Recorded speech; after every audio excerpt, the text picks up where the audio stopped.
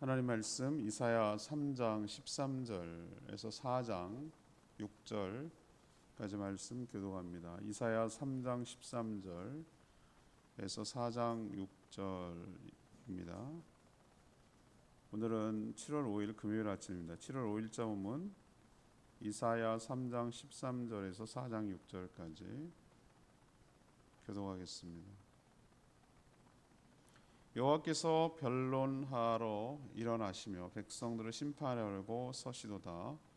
여호와께서 자기 백성들의 장로들과 고관들을 심문하러 오시리니 포도원을 삼킨 자는 너희이며 가난한 자에게서 탈취한 물건이 너희의 집에 있도다. 어찌하여 너희가 내 백성을 짓밟으며 가난한 자의 얼굴에 맷돌질하느냐? 주 만군의 여호와 내가 말하였느니라 하시도다. 여호와께서 또 말씀하시되 시온의 딸들이 교만하여 느린 목 정을 통하는 눈으로 다니며 아기작거리며 걸으며 발로는 쟁쟁한 소리를 낸다 하시도다. 그러므로 주께서 시온의 딸들의 정수리에 딱지가 생기게 하시며 여호와께서 그들의 하체를 드러나게 하시리라. 주께서 그날에 그들이 장식한 발목고리와 머리의 망사와 반달 장식과 귀고리와 발목고리와 얼굴 가리개와 화관과 발목 사슬과 띠와 향압과 호신부와 반지와 코고리와 예복과 겉옷과 목도리와 손주머니와 손거울과 세마포옷과 머리 수건과 너울을 제하시리니 그때 썩은 냄새가 향기를 내신하고 노끈이 띠를 내신하고 대머리가 숱한 머리털을 내신하고 굵은 배옷이 화려한 옷을 대신하고 수치스러운 흔적이 아름다움을 대신할 것이며 너희의 장정은 칼에 너희의 용사는 전란에 망할 것이며 그 성문은 슬퍼하며 곡할 것이요 시온은 황폐하여 땅에 앉으리라. 그날에 일곱 여자가 한 남자를 붙들고 말하기를 우리가 우리 떡을 먹으며 우리 옷을 입으리니 다만 당신의 이름으로 우리를 부르게 하여 우리가 수치를 면하게 하라 하리라. 그날에 여호와의 삭시 아름다운 영화 것이요 그 땅의 소사는 이스라엘의 피난한 자를 위하여 영화롭고 아름다울 것이며 시온에 남아있는 자 예루살렘에 머물러 있는 자 곧 예루살렘 안에 생존한 자 중 기록된 모든 사람은 거룩하다 칭함을 얻으리니 이는 주께서 심판하는 영과 소멸하는 영으로 시온의 딸들의 더러움을 씻기시며 예루살렘의 피를 그 중에서 청결하게 하실 때까지 됨이라. 여호와께서 거하시는 온 시온 산과 모든 지폐 위에 낮이면 구름과 연기 밤이면 화염의 빛을 만드시고 그 모든 영광 위에 덮개를 두시며 또 초막이 있어서 낮에는 더위를 피하는 그늘을 지으며 또 풍우를 피하여 숨는 곳이 되리라. 아멘. 하나님은 유다 백성들의 죄악을 신문하셨습니다. 지도자들은 불의해서 악한 자들을 착취하며 불의를 저질렀습니다. 여인들은 교만하고 음탕하며 사치를 일삼았죠. 하나님은 이들의 죄악을 드러내시면서 심판하셨습니다. 하지만 이날은 또 그날은 회복의 날이기도 합니다. 여호와의 삭이 아름답고 영화로울 것이고 또 성령을 통하여 거룩하게 하신 후에 남은 자들을 모두 회복시킬 것이다 라고 말씀하시는 내용이 오늘 내용입니다. 오늘 질문은 하나님의 변론은 무엇입니까? 하나님의 변론은 무엇입니까? 이것이 오늘 질문이 되겠습니다. 먼저 13절에서 15절까지 말씀입니다. 지도자들의 불의와 포악을 신문하셨습니다. 지도자들의 불의와 포악을 신문하셨습니다. 오늘 13절에 보니까 하나님께서 변론하러 일어서며 심판하러 하려고 서셨다 이렇게 표현하고 있어요. 이건 전 변론, 심판 이건 전부 다 공적인 재판을 뜻하는 말입니다.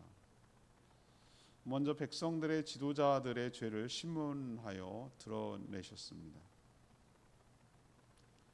이들은 가난하고 권력이 없는 자들을 압제해서 불의한 방법으로 재산을 탈취하여 착복하였습니다. 하나님은 백성들을 섬기며 바른 길로 인도하라고 직책을 주셨습니다. 그런데 그 권한을 이용해서 약한 자를 압제하고 그들의 재산을 가로채는데 그 권력과 지위를 이용한 것이죠.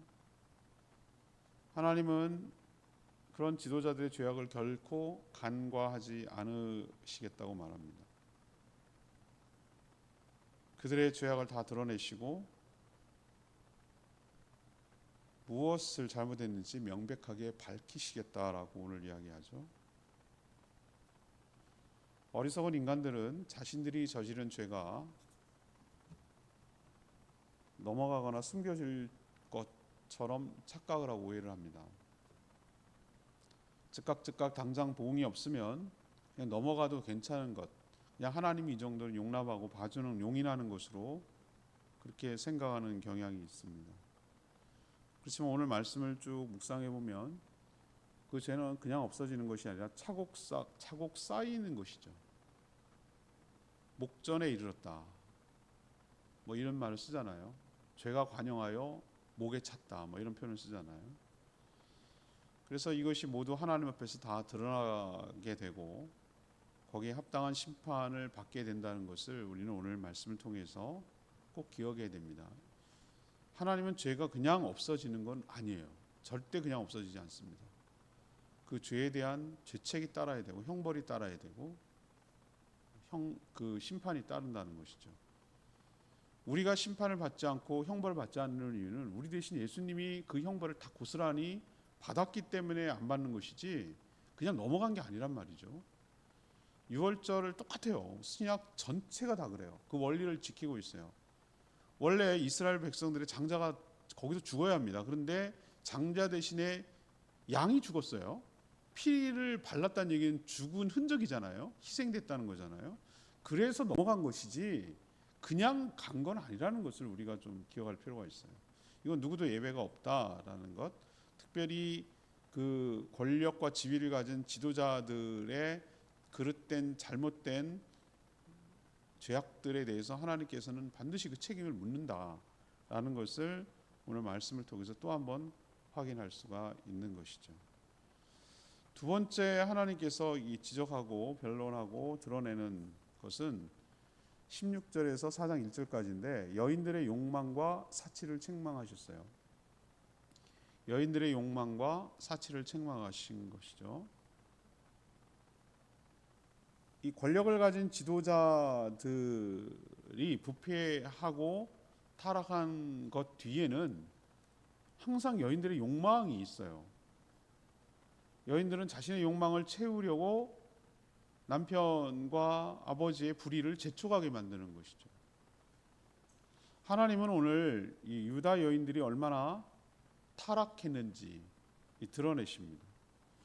근데 이게 이사야가 쓰여진 게 여러분이 언젠지를 기억하셔야 돼요. 지금으로부터 예수님 주전 700년 활동했으니까 지금으로부터 2700년 전 얘기예요. 2700, 2600년 전 얘기. 우리 지금 영년, 우리나라 기원전 영년에 뭐 했습니까? 단군 신화 어쩌고저쩌고 할 때예요. 영년이 그때가. 그런데 이 전에 그 훨씬 물론 단기로 가면 훨씬 더 전이겠네요. 그 훨씬 전에 이런 일이 있었다는 걸 여러분 기억하셔야 돼요. 우리는 지금 삼국 시대가 300년, 400년, 500년, 3, 4, 5세, 6세기까지 간다고 보는데 그게 이제 3, 4, 5세기거든요. 그보다 훨씬 1000년 전 삼국 시대가 통일신라 시대는 고사하고 고조선 시대보다 훨씬 전 얘기예요, 이게. 근데 이때 당시에도 이런 문물과 문화가 장식이 있었다는 게 저는 굉장히 놀라워요. 굉장히 디테일하게 묘사하고 있잖아요. 똑같아요. 하나 안 변해요. 인간이 변합니까? 인간의 몸이 인간이 변하나요? 그때 인간이나 지금 인간이나 인간은 본질적으로 안 변하거든요. 항상 꾸미고 사치하는 것은 똑같거든요. 이들은 일단은 교만하고 음탕해요. 온갖 장신구로 온몸을 치장하고 서로 경쟁하듯이 자신을 꾸미기에 급급한 것을 볼 수 있어요. 근데 그게 그런 것들이 어디서 나왔냐? 가난한 자들의 눈물과 땀과 고통으로부터 빼앗은 것인 것을 깨닫지 못하는 거예요. 또 이런 일로 시간을 보내며 일생을 살았어요. 여러분 보세요. 뭐 엄청난 뭐 장식도 나 이런 희귀한 장식도 막 무슨 뭐 고대 무덤을 파헤쳐 보면 이런 게 나올라나 싶기도 할 정도로 18절 장식은 발목고리, 머리 망사, 반달 장식, 귀고리, 팔목, 고리, 얼굴 가리개, 화관, 발목 사슬, 띠, 향압, 호심, 반지, 코고리, 예복, 겉옷, 목도리, 손주머니, 손거울, 세마포, 머리수건, 너울, 장식을 얼마나 화려하게 하고 많은 것들을 동원했는지 여러분 느껴지시죠? 그 2600, 700년 전 얘기라고 생각해 보세요.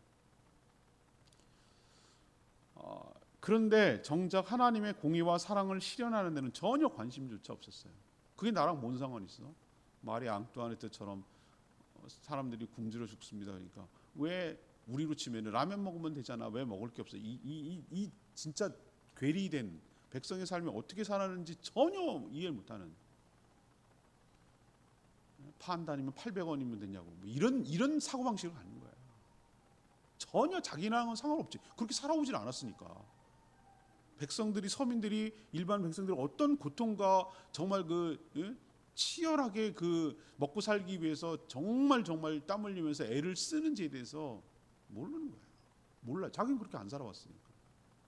근데 자기가 누리고 있는 모든 것들이 너무 많이 먹어가지고 또 다시는 걸 먹기 위해서 여기다가 막 간질간질 깃털을 넣어가지고 토하고 또 먹고 이게 로마가 망하게 된 이유거든요. 하나님께서는 오늘 뭐라고 얘기하시는가? 이런 타락한 여인들의 수치를 드러내시겠다. 표현이 그렇잖아요. 머리에 그렇게 장식을 했던 머리에 뭐 정수리에 뭐가 딱지가 생기게 했다. 이건 굉장한 좀 수치이고 그들의 하체를 드러내겠다. 이건 굉장한 수치를 주겠다라는 것이죠. 모든 것을 다 걷어가셔 버리고 추한 모습만 남길 것임을 예고하고 있는 말씀입니다. 또 25절에 보면 장정은 칼에 용사는 전란에 망할 것이다 그랬는데 성문은 슬퍼하고 시온은 땅의 황폐다. 이 얘기는 그들을 사치할 수 있게 만들었던 남편과 장정들이 전쟁 중에 다 죽어서 4장 1절에 보면 이런 일이 벌어져요. 한 남자에 7 여자가 매달리는 거예요. 뭐라고 합니까? 그냥 내 남편이라고만 해줘. 내가 먹고 내가 입을 거 내가 알아서 할 테니까 내가 남편 없는 함부로 대할 그런 여인으로 취급당하지 않도록 그냥 내 당신이 우리 이름으로 부르게 해달라. 이 얘기는 남편으로만 좀 법적으로만 좀 해줘. 이 얘기예요. 우리들이 블루스라는 제주도에 관련된 김혜자 씨 나오고 임병헌 나오고 그 유명한 드라마가 인기를 옛날에 끌었잖아요. 거기서 보세요. 그게 저는 이 드라마 작가가 굉장히 제주도에 와가지고 연구를 많이 했다고 생각해요. 저는 제주도의 그런 속살의 내면을 이해하고 그 드라마 대본을 쓴 거거든요. 거기서 보면 뭐예요? 이병헌이 왜 막 분노합니까?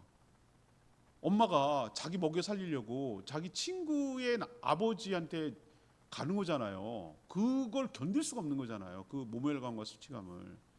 이런 일이 벌어지는 거예요. 제주도의 4.3 때 얼마나 많은 남자가 죽었습니까?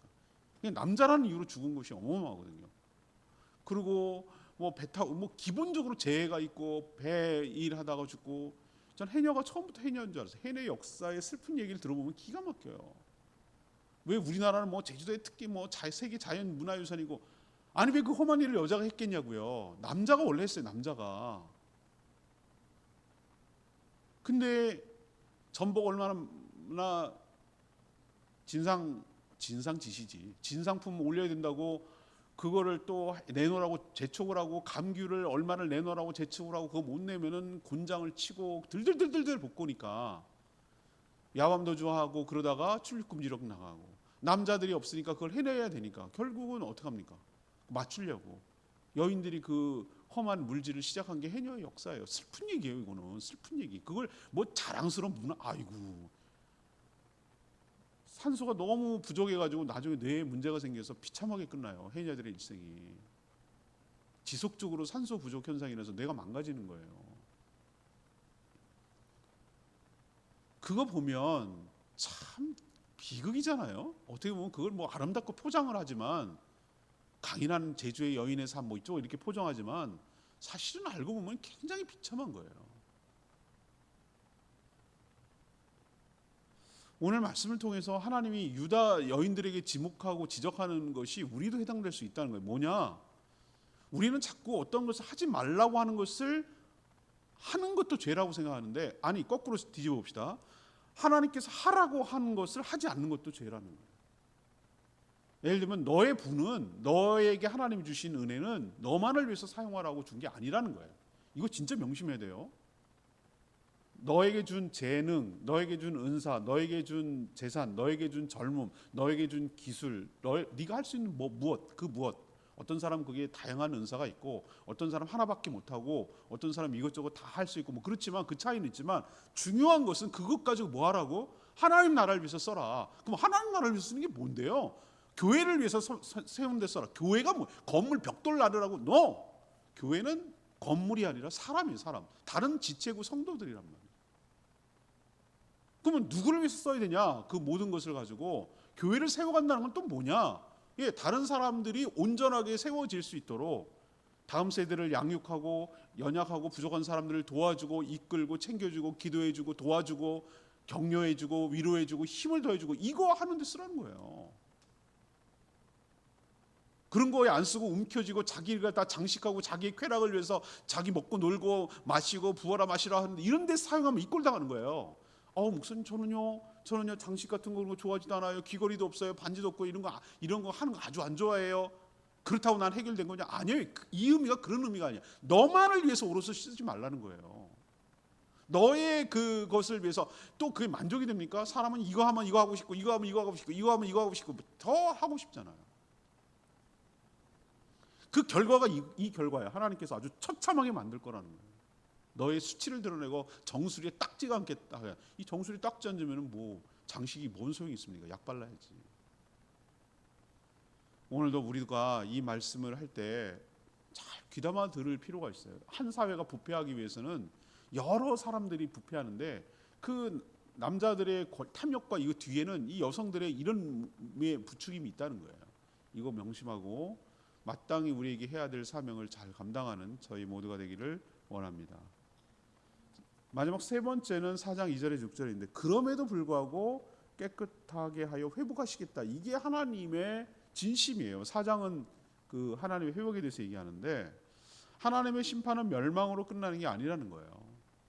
그날은 심판의 날이기도 하지만 또 다른 의미에서는 회복의 날이기도 하다. 물론 시온에 남은 자, 생존자에게 이것은 해당되는 얘기입니다. 3절에 그 남은 자 얘기하잖아요. 그 중심은 2절에 나오는 여호와의 싹이라고 부르는 표현되는 거예요. 이때는 여호와의 싹이라고밖에 표현할 길이 없었어요. 그런데 그 여호와의 싹이 뭐겠습니까? 메시아 예수 그리스도입니다. 예수 그리스도를 통해 이스라엘 하나님의 나라가 영화롭고 아름답게 될 것이다라고 표현하고 있어요. 근데 그 과정이 뭐냐? 심판하는 영, 4절에 소멸하는 영을 통해 시온의 딸들의 더러움을 씻기고 청결하게 한다라고 말하고 있죠. 이 영은 바로 성령을 의미합니다. 여러분 그 놀랍지 않으세요? 700년 전 얘기인데, 예수님 오시기는 700년, 그때는 700년 뒤에 올 거라는 것도 몰랐어요. 기간은 몰랐어요. 올 거라는 알았지만 이때가 언제인지 몰랐어요. 근데 저는 700년 전에 이사야 선지자를 통해서 하나님은 신약을 얘기하고 있었다고요. 우린 자꾸 이사야 53장 고난받는 메시아, 십자가를 마치 본 것처럼 그려내는 그 메시아의 그것만 예언을 생각하는데, 아니요. 이사야 전체를 놓고 보면은 이렇게 곳곳에 하나님이 하시는 일들을 미리 예언해 놓고 심어 놓고 있는 것을 우리는 볼 수 있어요. 직접적인 표현은 없어요. 여호와의 싹이 뭔지 알겠어요. 그 다음에 뭐 회복하는 영, 심판하는 영, 소멸하는 영, 이게 뭔지 어떻게 알겠어요? 근데 우리는 신약으로 이것을 다시 조명해서 비춰보면은 이게 메시아고 예수 그리스도고 이분이 성령이라는 걸 우리는 금방 아는 거예요. 이 풍성해지는 거예요. 이게 회복의 포인트구나. 하나님은 처음부터 이런 계획을 갖고 계셨구나라는 것을 우리는 알 수 있어서 우리가 생각하는 그 성경을 이해하는 폭이 굉장히 넓어지고 풍성해지는 것을 오늘 말씀을 통해 느낄 수가 있어요. 맞아요. 성령을 통해 정결하게 된다라는 게 하나님의 원칙이고 계획이에요. 그리고 마치 그 뒤에 5절 6절에 보면 출애굽 이후에 광야처럼 하나님은 남은 백성들과 함께 하시면서 그들을 보호해 주실 것을 약속합니다. 이것이 하나님의 마지막 궁극적 계획이에요. 하나님은 이사야 선지자를 통해서 신약 시대에 일어날 일들을 예언하게 하셨습니다. 성부는 작정하고 계획하시며 성자는 순종함으로 실행하시는 분입니다. 성령은 회복시켜 구원하시는 분입니다.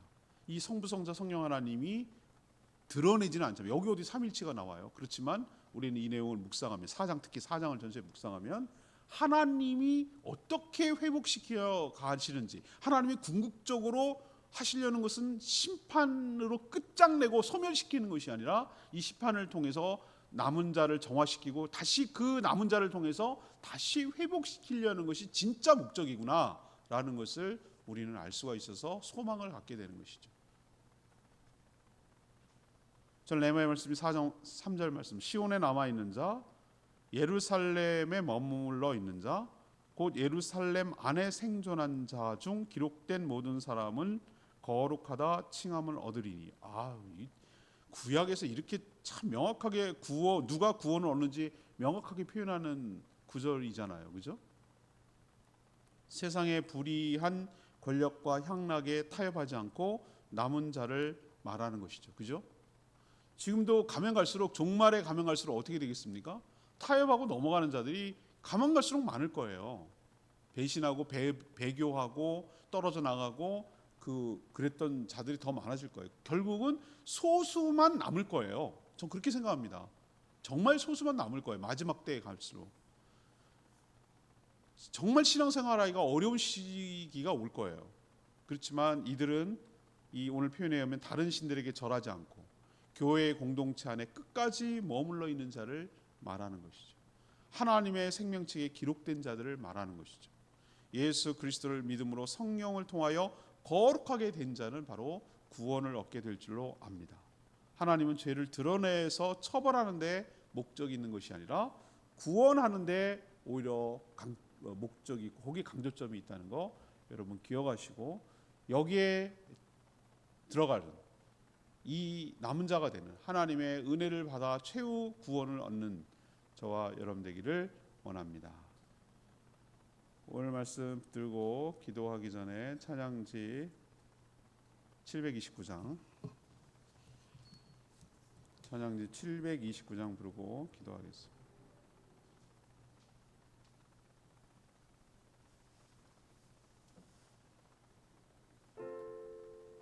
729장입니다. 주께 가오니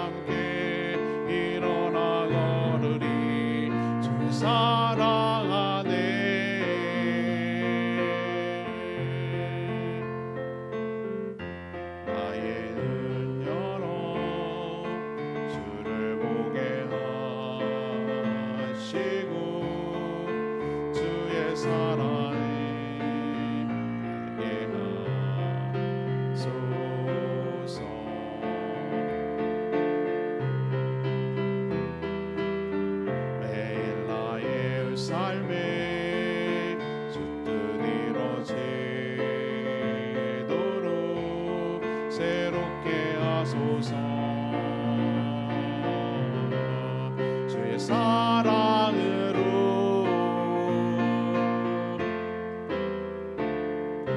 주 사랑 나를 붙드신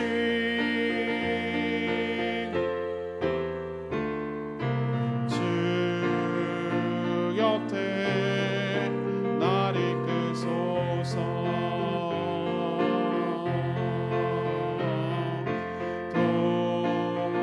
독수리 날개쳐 올라가리 나 주님과 함께 일어나 걸으리 주의 사랑 안에.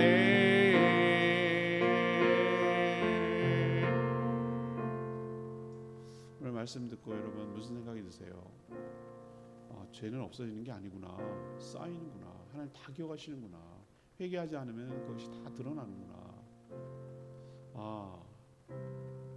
하지 말아야 될 것을 하는 것도 죄지만 해야 할 것을 하지 않는 것도 죄구나. 하나님의 은혜와 축복은 곧 사명으로 직결되는구나. 나만을 위해서 오로지 사는 것이 무서운 죄였구나. 내가 남에게 피해를 안 준다고 그게 문제가 되는 게 아니고 남을 돕고 남을 섬기지 않는 것도 큰 죄구나라는 것을 깨닫게 되는 것이죠. 하나님은 심판을 통해서 우리를 망신 주고 벌 주고 끝내려는 것이 아니고 남은 자를 남기셔서 구원하시려는 데 더 목적이 있다는 거 기억하고 우리가 남은 자로 남아서 하나님의 구원을 동참하는 저희들 되게 달라고 주여 외치며 기도하겠습니다. 주여 하나님 주께 가오니 날 새롭게 하시고 주의 은혜를 주소서.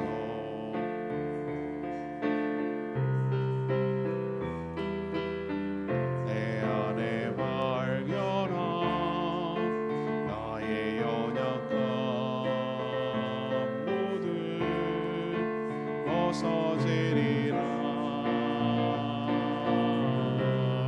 주의 사랑으로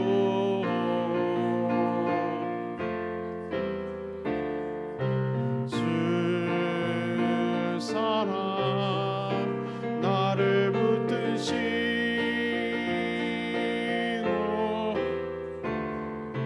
주 곁에 날 이끄소서.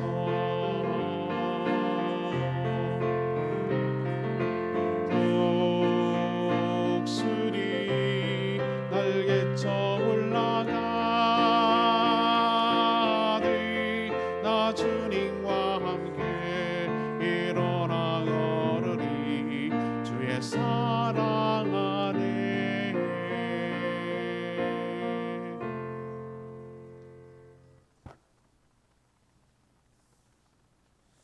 하나님, 우리 역시 하나님의 법정에 서게 될 날이 올 줄 압니다. 하나님의 법을 어기고 온갖 불의를 행하며 말과 행동과 마음으로 지은 죄악들이 전부 다 드러나게 될 줄 압니다. 하나님이 주신 것들을 감사하며 다른 자를 섬기는 도구로 사용하지 않고 자신의 쾌락을 위해 쓰며 더 많은 욕망을 채우기 위해 행했던 모든 것들이 심판받게 될 줄 압니다. 그러나 하나님은 예수 그리스도와 성령을 통해서 우리의 모든 죄악을 정결하게 하시고 회복시켜 구원을 완성하여 주실 줄 믿습니다. 남은 자로 살게 하여 주시고 주신 은혜 사명 감당하게 하여 주시옵소서. 우리 인생이 그리 길지 않음을 깨닫고 하루하루 금쪽 같은 귀한 날들을 의미 있게 보내게 하여 주시옵소서. 어제부터 서울 3일교회 단기 선교팀 와서 다음 세대를 위해 섬기는데 저희들이 잘 협력하며 좋은 결과 얻을 수 있도록 힘쓰게 하여 주시옵소서.